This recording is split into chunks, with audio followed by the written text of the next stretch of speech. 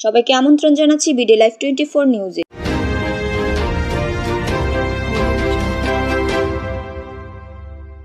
মুস্তাফিজুর রহমান ভূঁইয়া দীপুর পক্ষ থেকে রূপগঞ্জবাসীকে বিজয় দিবসের শুভেচ্ছা জানিয়েছেন বিএনপির কেন্দ্রীয় নির্বাহী কমিটির সদস্য। নারায়ণগঞ্জের রূপগঞ্জ থানা বিএনপির এর অঙ্গ সহযোগী সংগঠন নেতাকর্মীরা জেলার রাজনীতিতে সবসময় প্রভাব বিস্তার করে থাকেন। এই উপজেলা থেকে বিএনপির সাবেক স্বরাষ্ট্রমন্ত্রী পদ ছিল। উপজেলার নেতাকর্মীদের হইতে রয়েছে জেলা যুবদল, জেলা স্বেচ্ছাসেবক দল ও জেলা ছাত্রদলের শীর্ষ পদগুলোর নেতৃত্বে।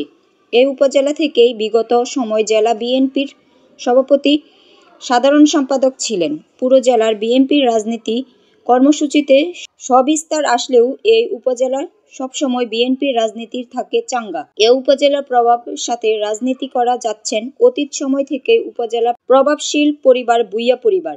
বর্তমান এই পরিবার সন্তান মুস্তাফিজুর রহমান ভূঁইয়া দীপুর হাল ধরেন বিএনপির রাজনীতির। তার প্রতি ভালোবাসা ও তার রাজনৈতিক দক্ষতা দিন দিন বেড়েছে। তার প্রতি নেতাকর্মীদের আস্থা, তার প্রতি শুধু উপজেলা বিএনপি অঙ্গ সহযোগী সংগঠন নয়, জেলা বিএনপি ও অঙ্গ সহযোগী সংগঠন নেতাকর্মীদের আস্থাও বেড়েছে। দীপু ভূঁইয়া নিজের পরিবারের মতো করে দলীয় নেতাকর্মীদের আপন করে নিয়েছেন। বিগত নির্বাচন, আন্দোলন সংগ্রাম, দলীয় বিভিন্ন কর্মসূচিতে সবসময় রাজপথে নেতাকর্মীদের নিয়ে সক্রিয় থেকে সবসময় আলোচিত এই তরুণ নেতাকর্মীদের সকল সমস্যা, মামলা, সকল বিপদ আপদে দীপু ভূঁইয়া সবার আগে তাদের পাশে থাকার চেষ্টা করেন। তার এই দায়িত্ব কর্তব্যবোধের কারণে নেতাকর্মীদের ভালোবাসা তার প্রতি বেড়েছে বিগত কয়েক বছর কয়েক গুণ।